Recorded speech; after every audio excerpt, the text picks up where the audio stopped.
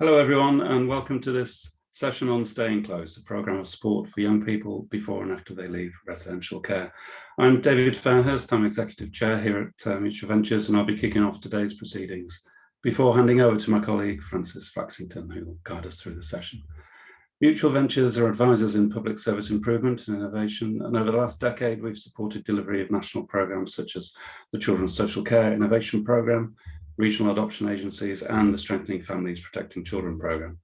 Mutual Ventures and our Partners Innovation Unit have been providing coaching and technical support to the Staying Close pilots for the last 4 to 5 years. And some of you may have attended the session we ran on the 20th of April, which was very much aimed at supporting those submitting expressions of interest to the Department of Education for their end of April deadline. If you missed that session and you are interested in catching up, you'll find a recording of that on the Mutual Ventures website. In today's session, we'll reflect a little more on the learning from some of the 8 Staying Close pilots. We have presentations from 2 of the pilots, and we've also got contributions from 2 of the other pilots in our Q&A function, and undoubtedly they'll chip in as we go as well. As with our previous webinar in April, I'm delighted to say that we also have DfE's Staying Close Policy Lead, Katie Adam, joining us today. Francis will introduce everyone properly in a moment.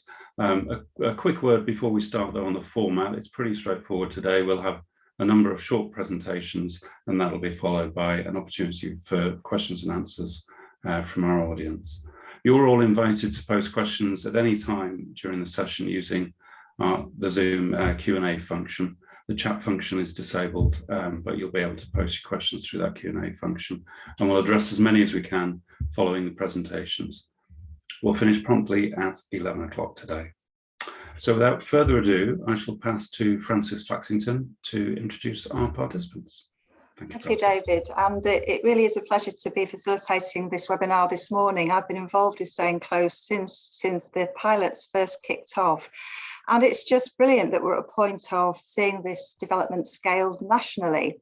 And I can see from the list of people attending that we've got some people who joined us for the regional events in autumn last year.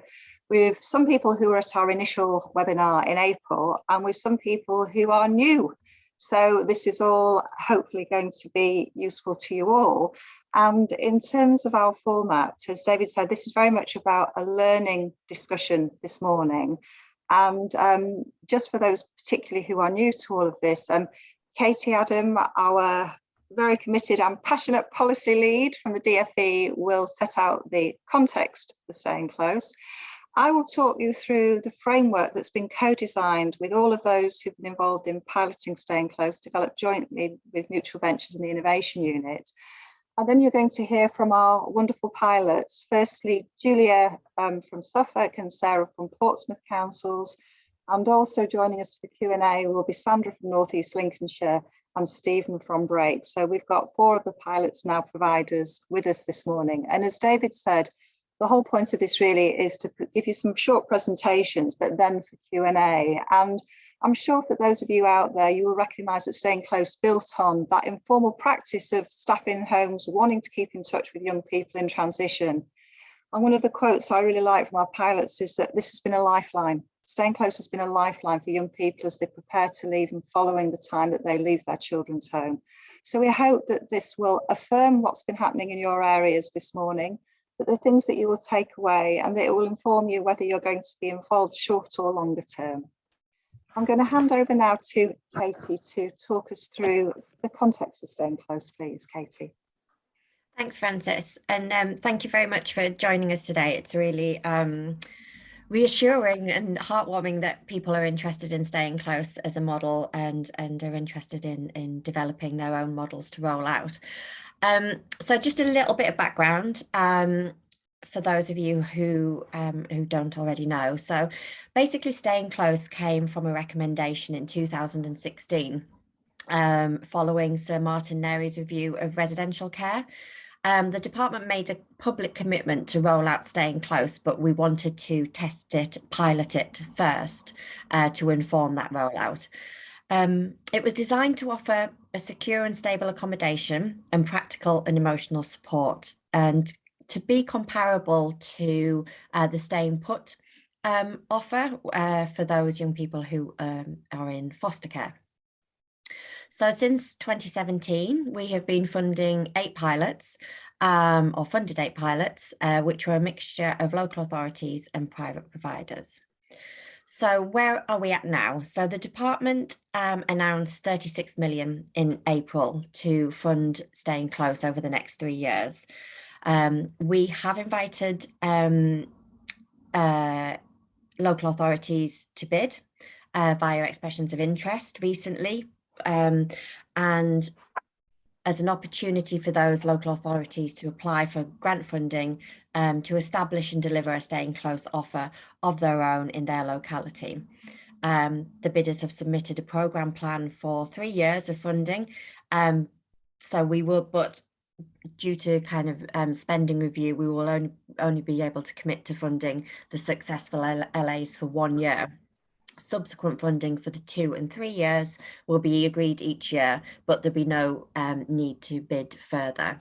So I think it's important to say that the total number of LAs to be awarded funding is not determined at the outset, and there will be subsequent opportunities for local authorities to apply for grant funding in year 2 and year 3.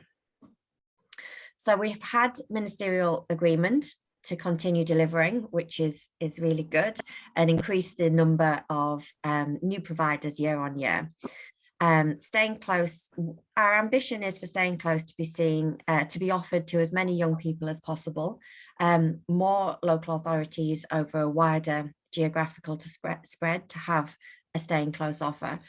And for it to be recognised as a model of good practice that can be embedded into policy and practice and seen as an invest to save opportunity, really wanting to focus on positive outcomes for young people leaving residential care.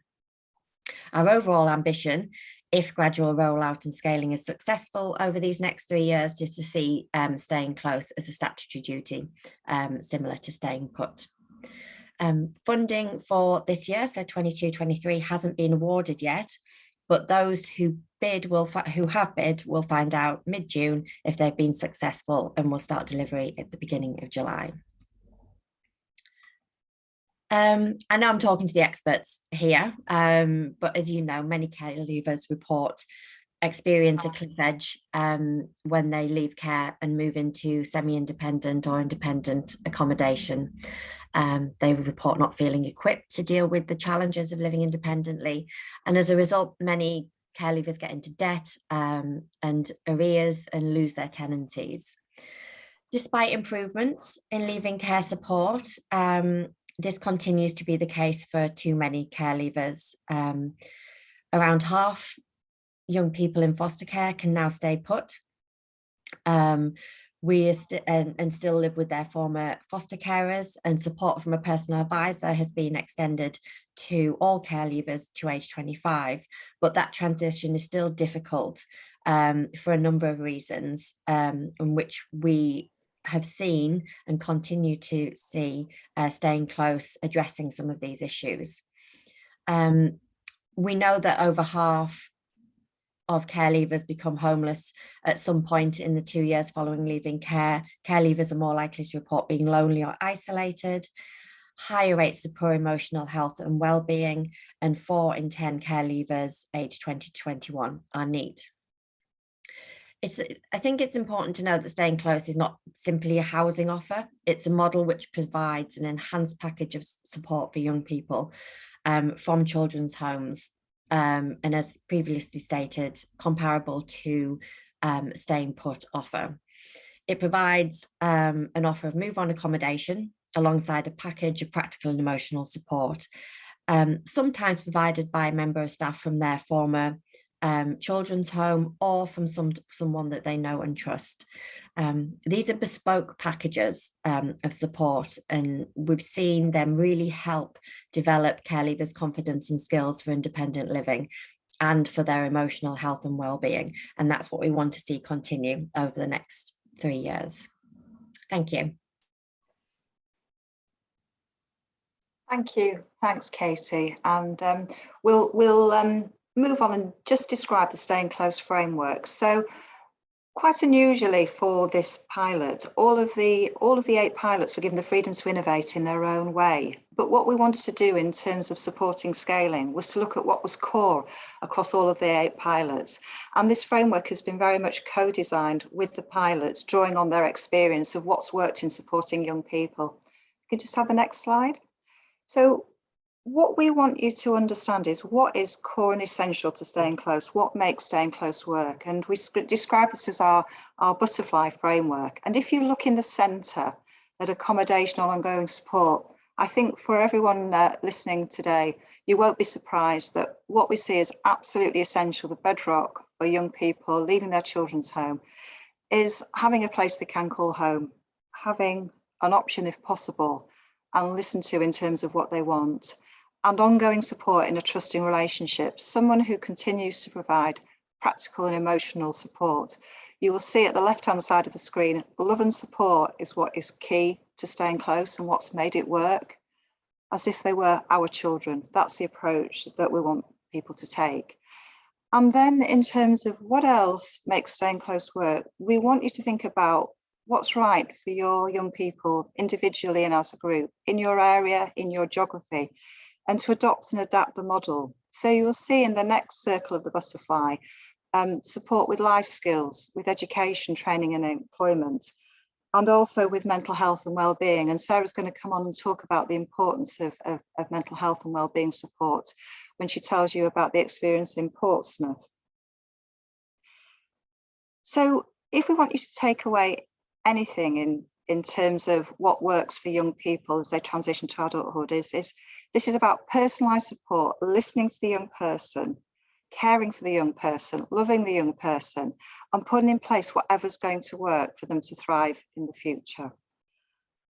So we hope that's informed the work of those who bid for to become staying close providers. And if you're thinking about it for the future, this is working with, not doing to young people. And one of our pilots described it as being close rather than staying close. Originally, we thought it was all about being very close to the home. It's all about the relationships. I know I can see people smiling and nodding from our panelists as I say that. So we're going to move on now, and we're going to hear from 2 of our pilots. First of all, Sarah from Portsmouth and then Julia from Suffolk. And the brief we've given them is please will you share your pearls of wisdom generally about what worked and what didn't work, because one of the features of our virtual team working together has been sharing and learning together. And we've asked Sarah to particularly focus on health and well-being, and Julia on housing options. Sarah, over to you. Thank you, Frances. Let's just get myself adjusted to the screen.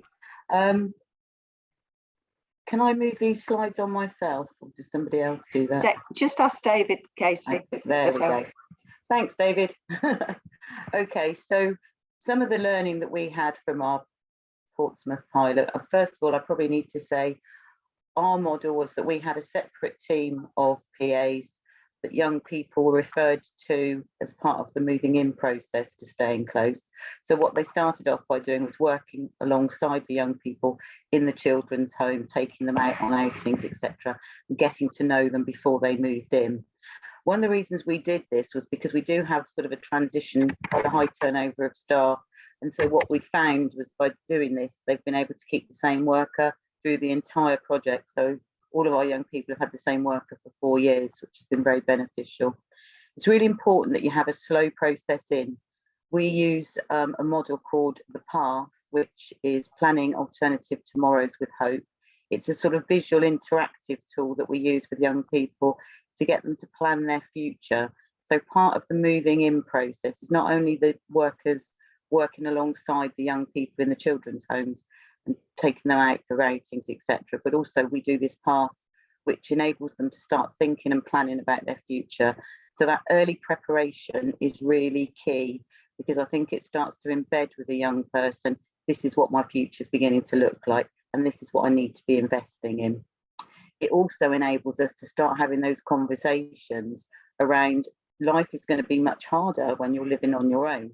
In children's homes, they often get a lot of allowances, things are done for them, and that is very different when they move to independent living. And that was one of the steepest learning curves that our young people reported was that realization that, you know, no one's going to come in and do their washing for them when it's built up into a huge pile on the floor. And so we have those conversations early with young people in order to sort of start to prepare them for the realities. But the last two people we moved in, both of them have said, God, I didn't think it was going to be like this. It's really different, isn't it? So one of our things in Portsmouth, as Francis said, was that we built in a therapist and educational psychologist into our model. Initially, we had quite a high level of hours of both the psychologist and the therapist, but over the life of the project, we've reduced that down.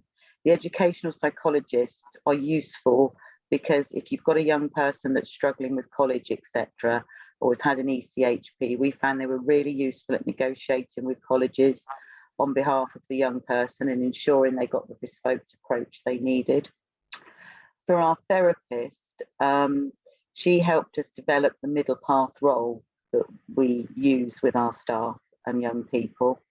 The middle path role is essentially very similar to TIMOC types of support work in that it's trauma-informed based, but it's more around walking alongside the young person rather than doing 2 or 4. It's about always standing back and taking that middle path. So it's not getting involved in arguments or challenging the young person.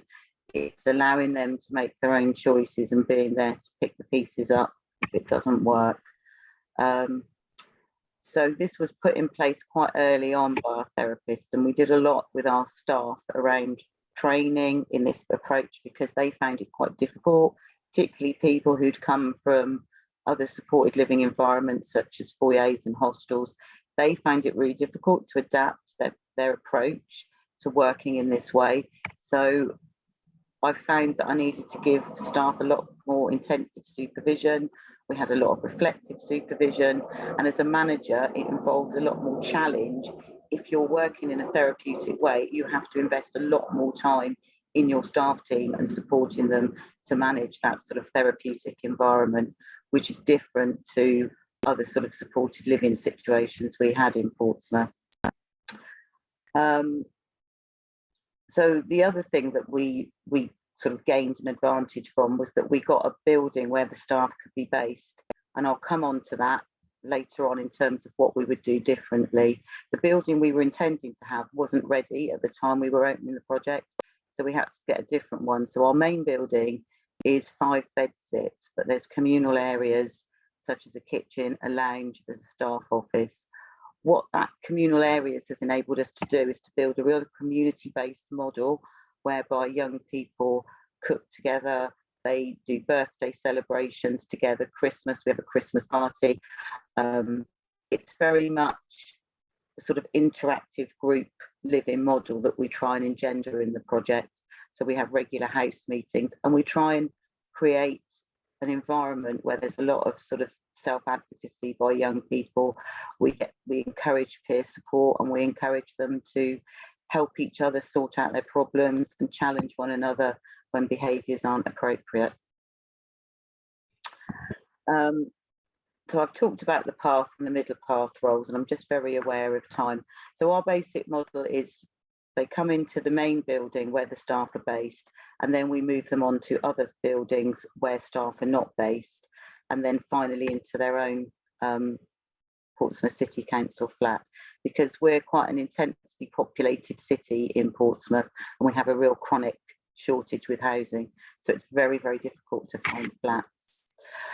What we would do differently? Well, initially, the model that had been planned was that people would live in a building in the grounds of the children's home. So it was 2 houses together, both 2 bedrooms, in the grounds of the children's home.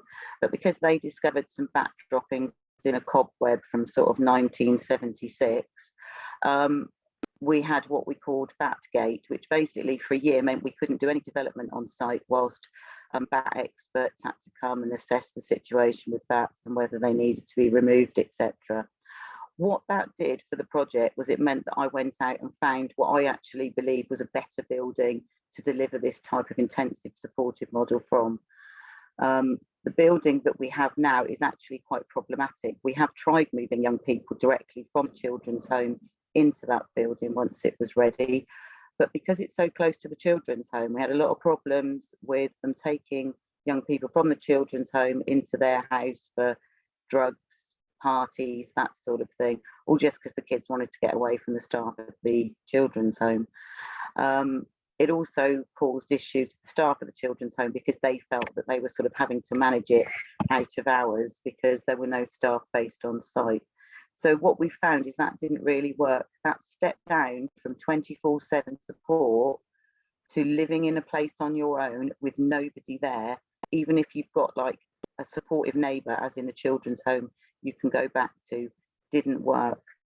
Where we have everybody in one building with staff on site, they're not there overnight, which is the big learning that young people always talk about, how strange it is when they hear the door go and they realise we're in a building on our own without kind of responsible adults.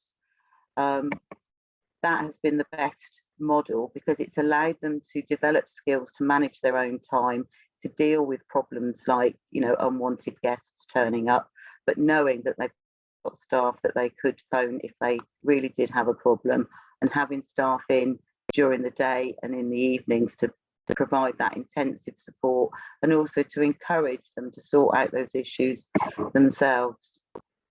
And I think something else we would do differently is to build a better relationship with our children's home staff, because I think they didn't fully understand the model. And I think what would have worked better on reflection would have been to have spent more time with them shadowing in the Staying Close project, as well as Staying Close staff shadowing children's home staff. So just going back to a little bit more about the therapy, which I'm going to talk about in more detail. I think the advantage to having a therapist is you're working with young people who are very, very challenging. They're in residential because foster placements, etc., have not worked out for them. They have some deep-seated needs which are not resolved by the time they turn 18. Having a therapist really enabled us to sort of tackle some of those issues, but we were able to deliver that therapy at the time that the young person recognised they needed it. So, for example, we had one young person who sort of realised he wasn't managing and said, "Do you know what, I think I might have ADHD or something. Do you think I need to get assessed?" So we were able to get the educational psychologists in to do an assessment. We find that the therapy, we call it therapy by stealth. So our therapist will come in, she'll do cooking sessions with people, she'll do crafts and other sort of group work stuff with them. And people don't sort of see it as therapy, so they're far more likely to engage with it. We found a lot of people, if we said, "Do you want to see the therapist?" it'd be like, "Oh no, I've seen them before and it doesn't really work, so I'm not really interested." And so overall, if I was to be doing this project again from scratch, I think the key things I would do is decide my support model in the beginning, what I want that to look like, make sure I've got the right buildings to deliver the model, make sure everybody that's involved in it, including children's home staff, know exactly what the model is and what you're intending to do. And I would strongly advocate the use of therapy in the model, wherever you might be able to buy that from. So that's us. Thank you. Thanks, Sarah. And you placed a really strong emphasis on supporting staff to enable them to support young people and the role of the therapist in doing this. Now, Laura's asked a question which would be good if we could take now. I think the group would like to hear a little bit more about the preparation you do before young people move on, and to say a little bit more about what is the middle path.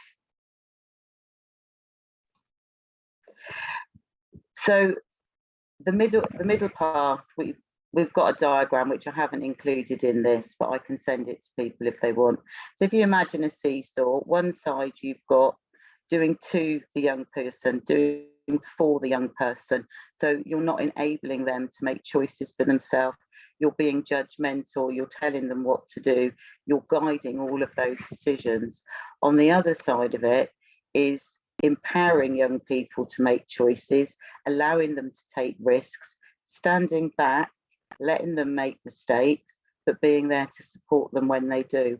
And I think something that's very, very common in children's homes sometimes, because they're sort of almost mirroring a family environment. So you might have, you know, people take on like family roles, like paternal roles, maternal roles.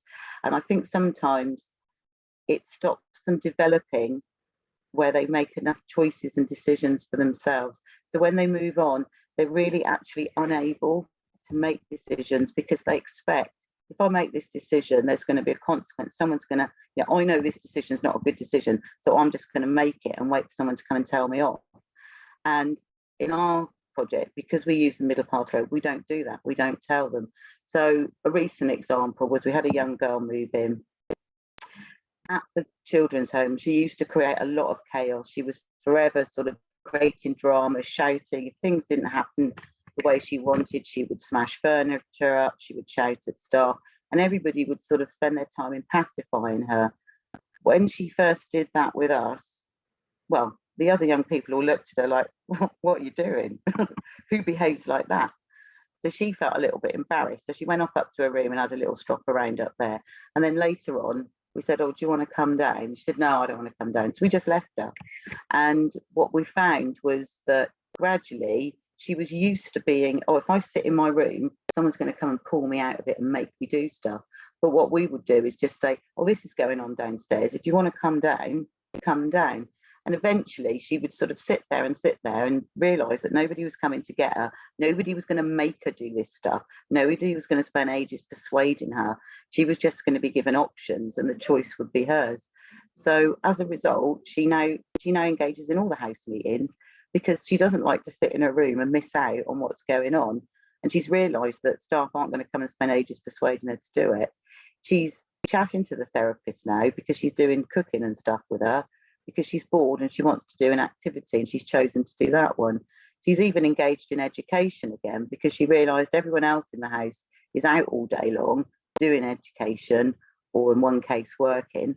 So she's left on her own. So she's made those choices for herself. We haven't said you've got to go back to college or you've got to attend the house meeting.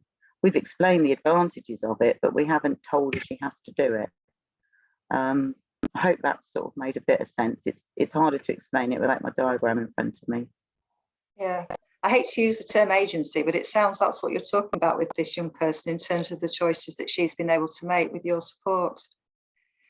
Thank you. So first of all, everybody out there, we've got lots of people online. Please ask your questions. What are your burning questions listening to Sarah? What do you want to know about practice that's going to help you moving forward?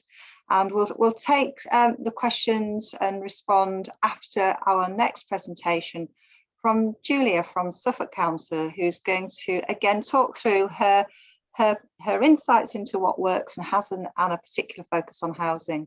Thanks, Julia. Thanks, Frances. And hello, good morning, everybody. Suffolk's taken a county-wide approach to staying close. Deborah, can you have the next slide? And I'm just going to run through some of the thoughts and areas that have worked, and then we'll go on and talk in a little bit more detail about our housing approach, our housing solutions. So the first thing we really wanted to try and do is to respond to the young person's voice. So we took quite a little time in getting our co-production lead to get together with young people and ask them what they wanted it to look like. One of the questions very early, we thought that staying close was going to be move on accommodation within 10 minutes walking distance of the children's homes. And then the young people came back to us and said, actually, what we really want is we need to be accommodated where we want to be, let's say near to college, and we can stay in touch with the children's homes by phone, by visits, but they really wanted to be where they needed to be. And the other learning part for us in Suffolk, rural county, is several of the children's homes, if you look for accommodation within 10 minutes from the home, you'd still be in a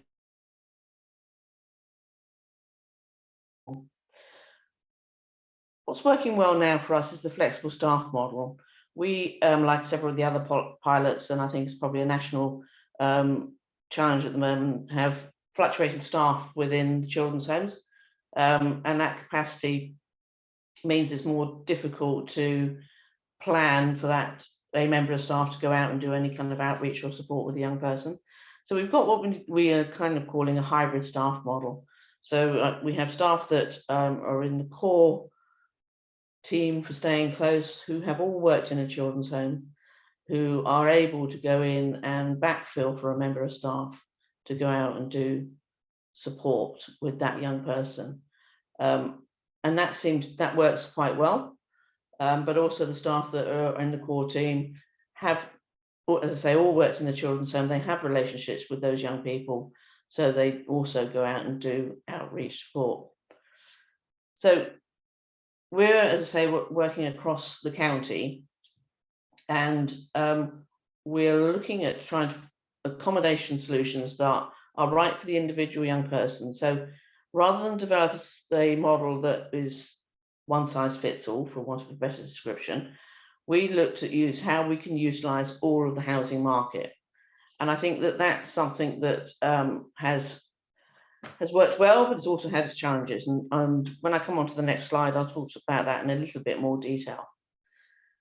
Our governance structure is something that we put in place.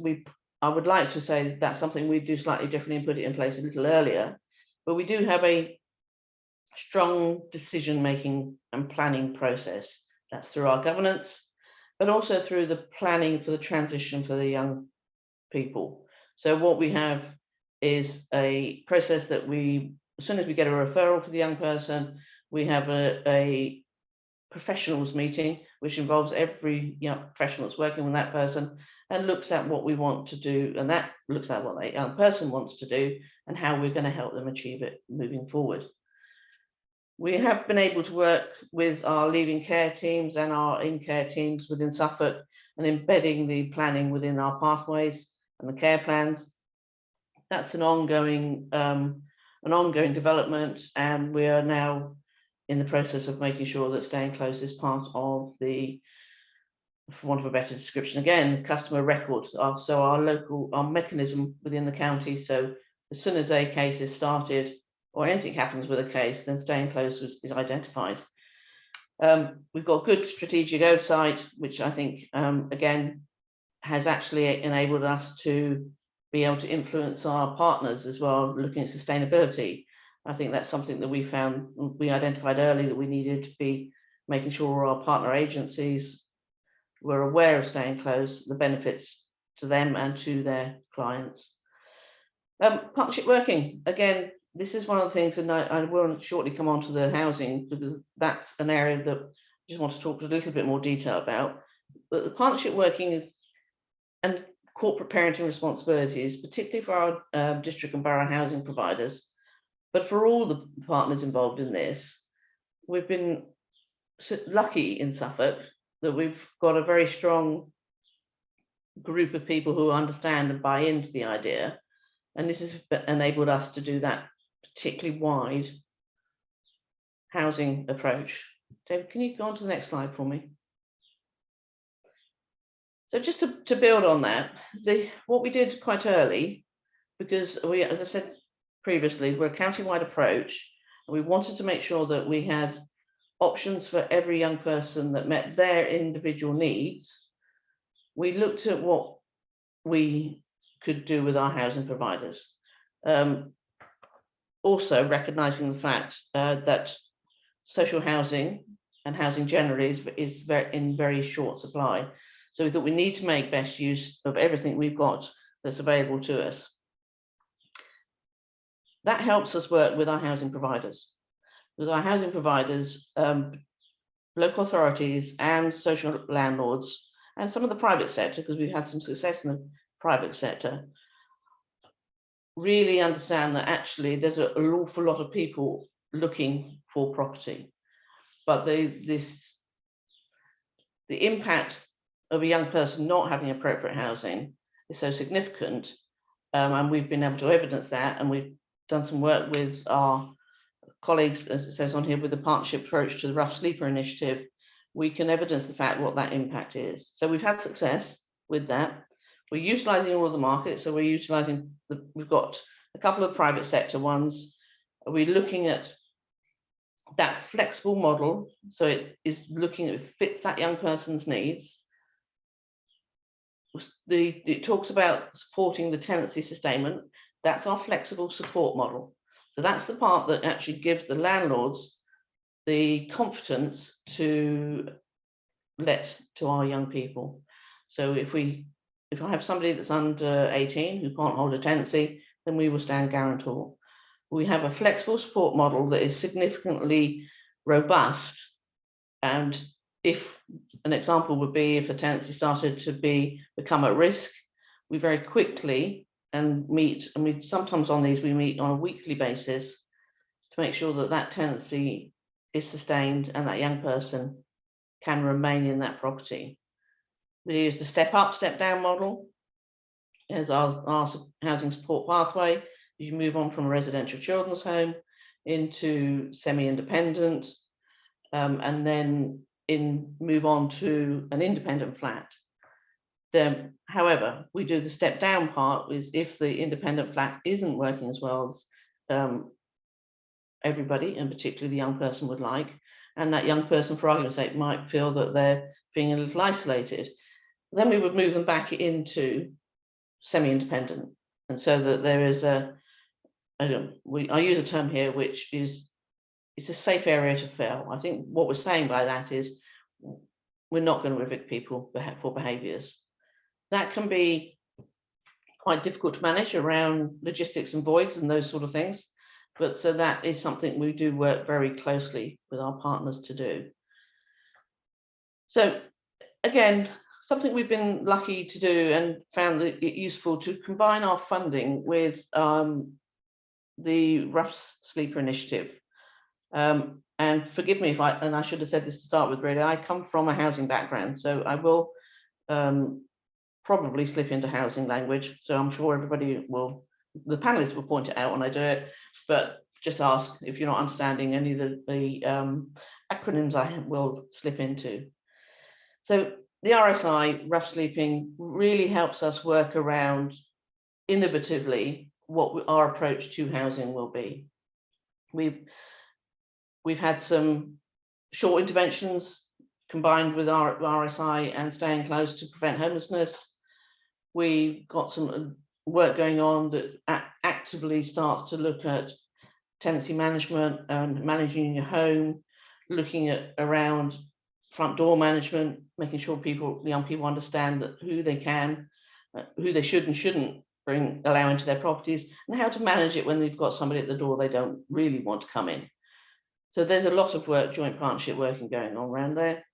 And the other part that we're looking significantly doing, again, combining with our staying close work, and this is really important through staying close because we've had a lot of success through this, and that is having properties allocated to young people from staying close that are through the housing registers, but are allocated prior to being advertised on the CBL systems, the choice-based letting systems.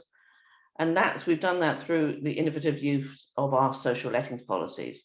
So we have agreed, district and boroughs will say, we will say to them as a team, we have 2 young people that need to live, let's say in Ipswich, and they are ready to move now.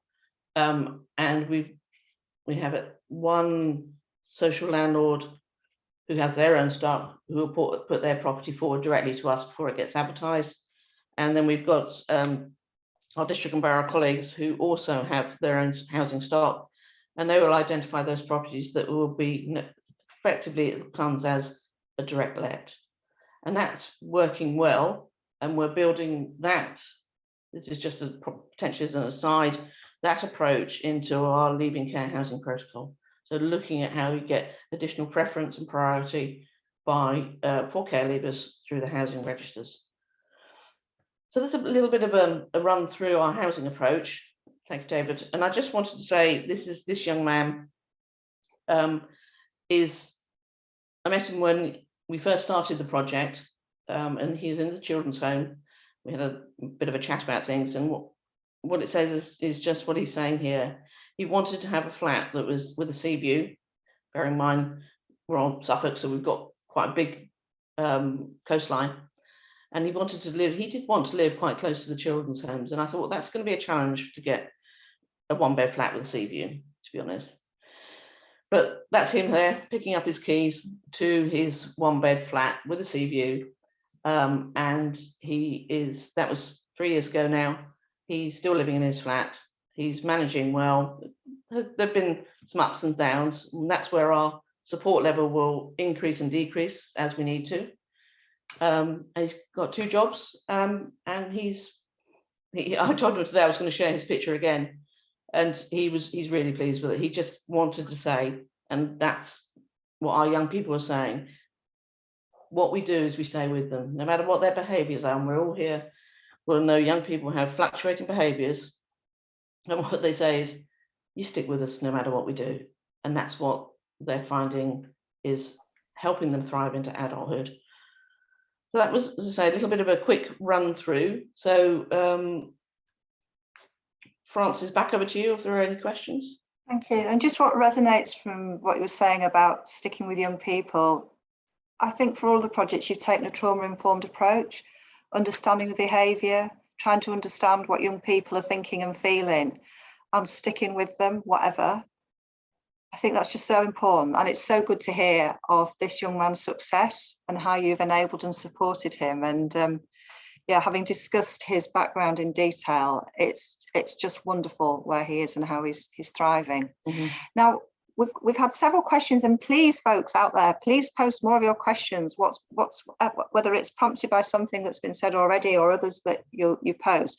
But I am going to ask all of the pilots. I'm going to come back to staffing, because actually the approach to staffing and providing a trusted, ongoing supportive person has been done differently by each of the pilots. So Julia, can I just start with you? Just explain your hybrid model and how you provide that trusting support. Just a few lines on that.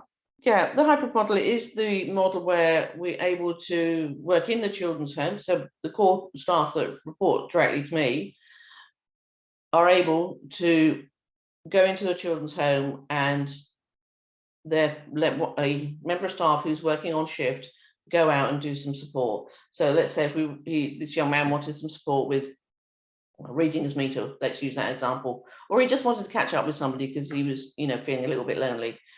One of the core team would go and say, okay, I'll go into the children's home. I'll work a part of a shift, maybe for 4 hours. That person who should have been was on shift will then go out and do that piece of work with the young man. And that's works quite well. In fact, it works very well. And it enables others. So it's not just one person. So, that person on shift might say, okay, I'll pop out and see him today. And then we might have somebody else next week who he wants to stay in contact with, and we'll do the same process. So we'll then go back into the homes and do it that way. But we also gives us, as I say, a call, which I call an outreach team, really, that is available to go directly out and do that kind of work with the post-18s. We've got one young lady who's living now up in Norwich, and just again, that was somebody who needed a bit of a help with, I think it was a plumbing issue, to be honest, bleeding a radiator properly. That's always seems to be one of the challenges. So we can just be very flexible in our approach. Thank you for that. Sarah, can you just explain your model, because it's different, isn't it? Come off mute for us. Yeah, sorry, I was having a few technical difficulties then. Yeah, so our model is that we have a team of personal advisors, and the original idea was that they would be based at the civic offices and do an outreach model. But I changed that when I came into post and made them building based. So what our team do is they go out, as I say, and work with young people in the children's home, building up the relationship before they move. And then they're building based, and so they're working alongside them in the building. Then when they move on to their own flat, we carry on supporting them. So we have only closed 2 people so far, because we have supported from the age of 18 to 21. And those that are all in their own flats, with the exception of 2 people, we're still supporting, because that was the other learning is there's this assumption that, you know, you can put something into somebody at 18 and at 19, everything's sorted in their life. And that's not the case for these young people, because they have been through so many adverse experiences. They take a lot longer to mature than their non-looked after peers. So at 21, they're just about getting it, just about managing to hold down a job and sort their bills out on their flat and keep their flat tidy and manage their guests and do all the things that are required to live independently. Great, thanks, Sarah. We're getting lots of questions winging in. So Sandra, can you just talk about the choices young people make about who they want to support them? Yeah, hi. Here in North East Lincolnshire, we're very similar to Julia, and we asked young people to identify 2 members of staff or someone that's really important, significant in their life, who we can get to support them. We have, however, come across a couple of young people that have not really bonded or forged any relationships with young people, with staff in the home necessarily. And what we've found is that one young man in particular didn't want to carry on any relationships with anyone in that home, because remembering that possibly when he came into the home, he was a very young person, that he actually still had a bottle, and I mean, he was about 11 or 12 and had a dummy and all those sort of things. He didn't want to carry on, and he didn't want those people in his life. So we did look at a youth offending. He was involved in youth offending, and he identified a youth offending worker that agreed to do some staying close work. What we've also found is that when a young person first leaves the children's home, it can be really intense, and they need lots of additional support. So it may mean 3 or 4 times a week, the member of staff dropping in or making plans to support them. And what we've found is where that's kind of, once they become settled, that obviously drops off, whereby it's maybe once a week they'll call in for an hour, or they'll meet them somewhere in the park or for a cup of coffee somewhere. However, that again changes very quickly. So we had one young lady that moved out and then got heavily involved in some DV, and so it went from minimal support back up to sort of more support. So it's about being like flexible and supporting them as you would your own children, you know, in difficult times. Yeah. Thank you. Julia, can I bring you in a question about preparedness to leave the children at home, and at what point people are ready, which I know that's something you've had a lot of debate about in Suffolk. Can you just speak to that question? Yes, we have, and it's an ongoing discussion, because obviously everybody is prepared and for independence and manages independence differently. But what we have had is one of our local voluntary organisations developed a specific independence program for staying close, which is getting ready for independence, and they call it getting a grip. And it focuses either on one-to-one work with a young person, or group work where you're actually doing things like drilling holes and doing a bit of cooking, and also looking at some tenancy management. So we much more focused it on managing a home than tenancy training, because that falls into very much into a housing arena. But as also we have now is our district and borough housing teams do an assessment of tenancy readiness for when whatever priority they're going to get on the register, and we're now combining a joint assessment so that can be used county-wide to look at, is somebody tenancy ready. So it's a combined way of doing it, but reflecting everybody achieves that level of independence differently and at different time. And you found that in terms of the age people leave, you don't go with the age, do you? You go very much when that young person's ready to leave. We do, absolutely, and it is that, and if it is they're ready to leave, ready to manage a tenancy at 17, and we've got a property, and then we stand guarantor, that's right, that's fine, and we then transfer the tenancy into their name. But again, the same thing with the accommodation that we have for staying close is they can move in at 16, but they can remain there until they're 24. So bear in mind that gives a level of time to look at their independence levels. Thank you. So I'm just going to pick up on some of the other questions we've had. So we had one about working with private providers. And Stephen, do you just want to talk about working in partnership with other providers? Yeah, other providers from a housing perspective, or more generally? The question was about working with private providers, and we know that, like for St Christopher's, they worked with young people in a private children's home, a local authority children's home, and their own children's home. So just that combination of working with different providers and drawing in different skills and expertise. Yeah, so I'm from Break Charity, and so we're obviously we're a third sector organisation. We have our own children's homes, but take referrals from elsewhere as well, and generally from the local authorities. And I think yeah, I think working across the sector, across the system, and kind of all the skills and knowledge that lie within is really important, and has been for us. I think both in terms of that preparedness that Julia was just talking about for young people entering staying close. So starting for our staff model, we have dedicated transition workers that we as we call them, rather than the model of using kind of existing home staff. So building those relationships early, getting that information as early as possible as we build up towards the young people entering the staying close service, and then also kind of effective move-ons as well. If a young person has been in staying close, and as like Julia was describing, we're working towards a service where we can kind of flip the tenancy into that young person's name, but in some instances it's working on a move on. And so just making sure that those providers, those agencies that might be at the other side of that, are aware of what we're doing, how we work, and that they're all bought into that process as well. Thank you. And Katie, do you want to respond specifically to the question that was asked?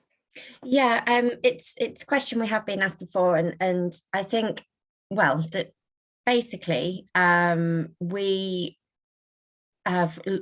considered this as an option for gradual rollout and scaling, but with the ambition being that we want to make staying close a statutory duty for local authorities. We made the decision that to only invite local authorities to bid for funding. However, within the guidance that we published with regards to private providers, charities, voluntary organisations wanting to be a part of staying close, we encouraged local authorities to work with organisations within their locality, within their community, to either co-produce, co-deliver, support a staying close model with young people who are in private provision, such as Break or Staying Close. And, you know, the private providers that are currently being who were part of the pilot are looking at that gradual transition of working with their local authorities. And Stephen, obviously you as a Break, you work with 3 local authorities within your area to provide a staying close offer. But the kind of black and white of it is that we will be looking to make it statutory legislation, and therefore it would be managed and funding would go directly to the local authority. I think, sorry, if I could just add Francis as well. I think in terms of our relationship with the local authorities, it's really strong. It's really refreshing that the local authorities are absolutely involved in the governance structure and the decision making around the service, and so it feels different to a standard, you know, provider commissioner relationship, and I think that's going to stand us in really good stead as we go forward as well. And I think that's really important. Working, sharing that vision, sharing that approach, and all of the kind of principles that have been described today, and getting that set out early. And yeah, having some governance is the way I think that we've done it, but making sure that everyone collectively owns this, because we all benefit from the outcomes. Okay, I've got lots of questions whizzing in. I've got a question about how staying close is managed, and Julie, do you want to just explain how it's managed and where it sits? Because that's a really good question about the different relationships that need to be negotiated for staying close. Yes, so young people obviously moving on from a children's home will have to move on before they're 18. So our planned transitions is that they will move from the children's home into semi-independent and then into the independent. So the question around Ofsted and remaining at the children's home for when they're 18, no, we don't. We move, they stay within the service. So they stay under our umbrella up until they're 25. That's what we've said at this point. And we have a couple of people that just come back to us for staying in touch support, really. But no, for managing it through relationships for registration, they will have moved out of the children's home before they're 18. Okay, thank you. There's a question, Sarah, about the psychologist and capacity. And I know that you have actually adapted the time of the psychologist. Do you just want to respond to that one? Yes, certainly. I was just about to type an answer. It's easier to talk, isn't it? Yes, so we started off with 30 hours in terms of the therapist, and we had 2 educational psychologists doing a day a week each. So that was 2 days a week. That was far too much for the educational psychologists. We didn't have, once we'd got our model set up and we'd got the path, we'd got all the staff trained in delivering and using the path process, we didn't need that so much. So what we did was we then got them to train our care leavers, personal advisors, so that they could also use the path with the young people that they supported when they got stuck, and as part of, when they get stuck in terms of their life decisions and so on. And we use it as a sort of precursor to doing the pathway plan. So if a new worker gets a case, they might do a path with a young person as a way of getting to know them.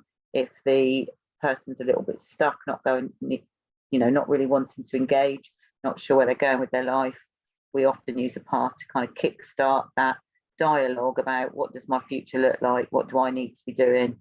What do other people need to be doing? And with the therapist, she does initial assessments. She's written reports where we've tried to get people referred to adult services. She's done some trauma-informed work, some sleep work. It very much depends on the young people. Some people she's seen weekly for regular sessions. Other young people, she's done a couple of sessions when they've had an issue with their father, or somebody in the family's died, or something like that. But we started off with 30 hours, but we've reduced that to 18 hours a week, and we find that's enough, actually. We've got a sort of cohort. Our initial cohort was 10 young people. So she's normally doing group sessions in the main home where there's 5 young people, and then she's probably got about another 4-5 people on top of that she's doing individual work with. Thank you. So there's a final practice question just to Jeanette. Yes, Lifelong Links, several of the projects have seen the value of joining, of establishing people's personal networks, using various different names for it, but that's absolutely a part of the process, and trying to join up the innovations. So we're drawing to the end. What I would like to say is thank you for all the practice questions. This is very much about learning and sharing from the pilots now providers to yourselves who are thinking about staying close. Thank you also to the excellent policy questions. They've been really helpful. Some of these questions were also aired at the regional events previously, and Katie from the DfE will pick up with you offline on those questions. Specifically picked up the really important question about preparedness to leave home, and obviously not wanting this to be done by age, but this working with young people, listening to them, and then moving when ready. So a very short webinar this morning, but I hope we've answered some of your burning questions and provided some insights into staying close and how it's worked. It continues to evolve. I know that Katie, in looking at the new bids, is wanting you to adopt the core elements of the framework, but also adapt and come up with new innovations to get it right for this group of young people as they transition to adulthood. So I just want to say thank you to all of our panelists. Thank you to Katie for joining us and being frank about what the situation is and the commitment of the department to supporting young people transitioning from their children's home to independence.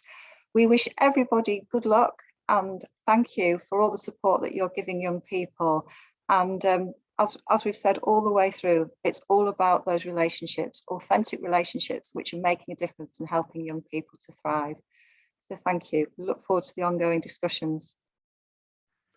Thanks, Frances. Just a final word. The webinar has been recorded and will be available if there are other colleagues you think might be interested in seeing this. And you can access that on the Mutual Ventures website. Should be available from tomorrow. I'd just like to add my thanks to Frances for today's speakers and to the audience and participants for joining us today. It's been great to have so many of you here. If you're interested in hearing more about the advice available from Mutual Ventures and Innovation Unit, please drop Frances and I a line via email, and our details will be on the website as well. So thanks very much, everybody. It's 11 o'clock and we'll wrap up. Have a great day. Bye-bye. Thank you. Bye.